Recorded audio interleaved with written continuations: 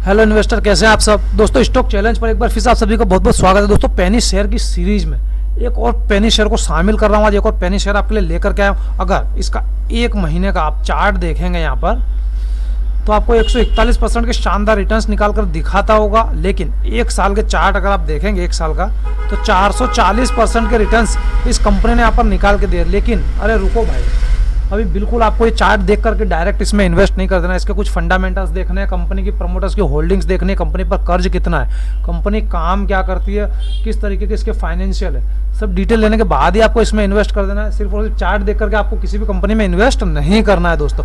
तो सबसे पहले हम देखेंगे कंपनी काम क्या करती है। तो दोस्तों हम बात करें एमरा वर्ल्ड एग्रीकोल लिमिटेड की। तो दोस्तों देख लीजिए, एमरा वर्ल्ड एग्रीकोल लिमिटेड कपड़ा क्षेत्र की कंपनी है। कंपनी का कुल मूल्यांकन मार्केट वैल्यू 41 करोड़ रुपए का है। कंपनी के एक शेयर की कीमत बीएससी बाजार में आज 3 रुपये 24 पैसे और एनएससी बाजार में लिस्टेड नहीं है दोस्तों। ये सिर्फ और सिर्फ बीएससी में लिस्टेड है, एनएससी में नहीं है। कंपनी की स्थापना 1991 में की गई थी। कंपनी द्वारा प्रदान की गई रिपोर्ट के अनुसार अंतिम वर्ष की कुल आय 14 से 35 करोड़ रुपए रही थी तथा कुल बिक्री 14 से 35 करोड़ रुपए रही। कंपनी का शुद्ध लाभ 0.007 करोड़ रुपए रहा। एमरा वर्ल्ड एग्रीकोल लिमिटेड ने चालू वर्ष में एन करोड़ रुपए के टैक्स का भुगतान किया है। तो दोस्तों जैसा कि आपने न्यूज में देखा, एमरा वर्ल्ड एग्रीकोल लिमिटेड कपड़ा क्षेत्र की कंपनी, कपड़े से रिलेटेड इसका व्यवसाय है दोस्तों। और ये सिर्फ और सिर्फ बीएससी में ट्रेड करती है, एनएससी में लिस्टेड नहीं है दोस्तों। तो इसका अगर मार्केट कैप आप देखेंगे, जिस तरीके से आपने न्यूज़ में देखा 39 करोड़ रुपए का मार्केट कैप है। करंट प्राइस 3 रुपये 24 पैसे के आसपास ही है। लो इसका देख सकते हैं 37 पैसे का स्टॉक हुआ करता था, जो कि 3.5 रुपये के आसपास अभी ट्रेड कर रहा है। डिविडेंड कंपनी नहीं देती है। फेस वैल्यू आप देखते हैं बहुत ही शानदार है। बुक वैल्यू देखेंगे 0.88 है। स्टॉक पी यहाँ पर दिया हुआ नहीं। आरओसी देख सकते हैं 0.09% आपको देखने के लिए मिल जाएगा। वहीं इसकी मैक्सिमम चार्ट की अगर आप बात करेंगे तो दोस्तों जब ये कंपनी लिस्ट हुई थी 13 रुपये के आसपास इसकी लिस्टिंग हुई थी, फिर ये स्टॉक गिरा। उसके बाद में 14 रुपये 75 पैसे का इसने हाई मारा। उसके बाद से कंपनी लगातार गिरती गई। और जो प्रमोटर्स की होल्डिंग्स है दोस्तों, धीरे धीरे प्रमोटर्स अपनी पूरी होल्डिंग खत्म कर दी दोस्तों। इस स्टॉक में एक बात मैं आपको बताऊं, ये पहली ऐसी कंपनी मेरी नज़र में आई है जिसमें प्रमोटर्स की होल्डिंग बिल्कुल भी नहीं है। 100% पब्लिक होल्डिंग्स है। और दोस्तों ये सिर्फ और सिर्फ गिरती गई। इसके बाद में 2018 के आसपास आप देखेंगे तो सिर्फ और सिर्फ पेनी शेयर बनकर ट्रेड भी नहीं कर रही थी। लेकिन अभी यहाँ से इसने बाउंस बैक करना चालू करा, फिर से ऊपर की तरफ जा रही बहुत जल्द। इसके जो टारगेट है 14 रुपये का जो इसने हाई मारा था, उससे ऊपर 15 रुपये या 18 रुपये के आसपास बहुत जल्द आपको देखने के।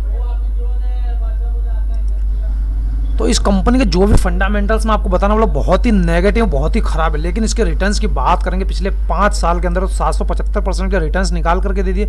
वहीं 3 साल की बात करते तो 1000% के रिटर्न्स इसने निकाल करके दिए। वहीं 1 साल की बात करते तो 440% के रिटर्न्स इसने निकाल के दिया। तो आपने 10,000 रुपये लगाए थे तो आपके 44-45 हज़ार रुपये के आसपास इसने बना दिए होते। वहीं एक महीने की बात करते 141% के शानदार रिटर्न्स यहाँ पर निकाल करके कंपनी दिए। वही एक वीक की बात करें तो 9% के रिटर्न्स निकाल के दिए। 1 डे की बात करें इसमें एक लोअर सर्किट लगा और कंपनी में थोड़ा सा डाउन आपको देखने के लिए मिल जाएगा फ्रेंड्स। वहीं देख लीजिए परफॉर्मेंस की बात करें तो टुडेज लो और टुडेज हाई देख सकते हैं, फर्क आपको दिख जाएगा। 52 वीक पहले 37 रुपये का स्टॉक हुआ करता था, जो कि अभी 3 रुपये 58 पैसे के आसपास ट्रेड कर रहा है। इसकी वैल्यू 2 करोड़ के आसपास आपको दिखाई देगी। वॉल्यूम आप देख सकते हैं, प्रीवियस क्लोज भी यहाँ पर देख सकते हैं। फंडामेंटल्स मैंने आपको पहले ही बता दिए दोस्तों। सबसे बड़ी बात है यहाँ पर प्रमोटर्स की होल्डिंग्स बिल्कुल ना के बराबर। शेयर होल्डिंग पैटर्न्स में आप देखेंगे तो प्रमोटर्स की होल्डिंग ही नहीं है। रिटेलर्स एंड अदर्स 100%, तो रिटेलर्स और अदर्स की होल्डिंग यहाँ पर दिखाई देगी। प्रमोटर्स की होल्डिंग यहाँ पर बिल्कुल भी नहीं है दोस्तों। ये बहुत ही बड़ा नेगेटिव पॉइंट है, क्योंकि जिस कंपनी में प्रमोटर्स की होल्डिंग नहीं होती है या फिर 40% कम होती है, वो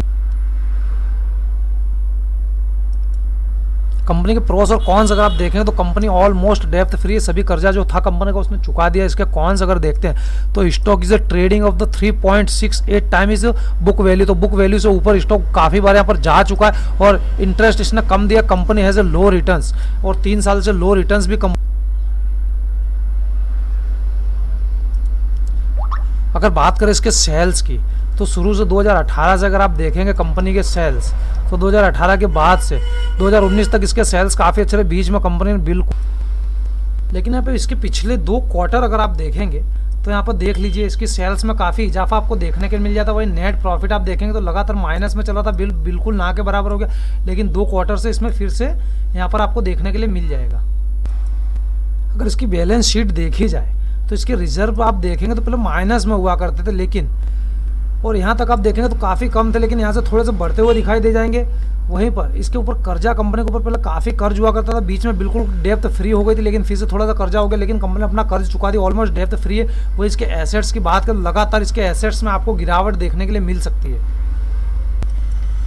वही नेट कैश फ्लो की अगर बात करेंगे, शुरू से मार्च 2010 से अगर आप देखेंगे तो कैश फ्लो पहले कंपनी के पास हुआ करता था, फिर माइनस में चला गया, फिर से कैश फ्लो में इजाफा हुआ, लेकिन अभी वापस से पिछले 3-4 क्वार्टर में आप देखेंगे तो माइनस में आपको दिखाई दे जाएगा। तो दोस्तों इस कंपनी के अंदर जो भी कंपनी है एमरावर्ल्ड एग्रो, तो इसमें काफ़ी सारे नेगेटिव पॉइंट आपको देखने के लिए मिल जाएंगे। प्रमोटर्स की होल्डिंग भी ना के बराबर है, कंपनी पर कर्ज, थोड़ा बहुत कर्ज भी है, कंपनी की सेल्स ग्रोथ भी कुछ ज़्यादा नहीं है, लेकिन उसके बावजूद इसकी अगर आप परफॉर्मेंस देखेंगे पिछले 1 महीने की या 1 साल की या 3 साल की, तो बहुत ही शानदार रही है। तो दोस्तों बहुत रिस्क वाला स्टॉक आप इसे कह सकते हैं। इसके कंपनी के जो फंडामेंटल्स हैं बिल्कुल ऐसे नहीं है कि इसको आपको खरीदना चाहिए, लेकिन फिर भी इसके रिटर्न्स बहुत शानदार है। तो अगर रिटर्न्स की आप देखते हैं पिछले 2-3 क्वार्टर्स की रिटर्न्स इसके, तो इसको आप खरीदना चाहें तो खरीद सकते हैं। दोस्तों इस स्टॉक पर आप नज़र बना करके रखिए, आगे इसमें क्या पोजीशन बन रही है, उसके बाद में आप इसे खरीदने के लिए सोच सकते हैं दोस्तों।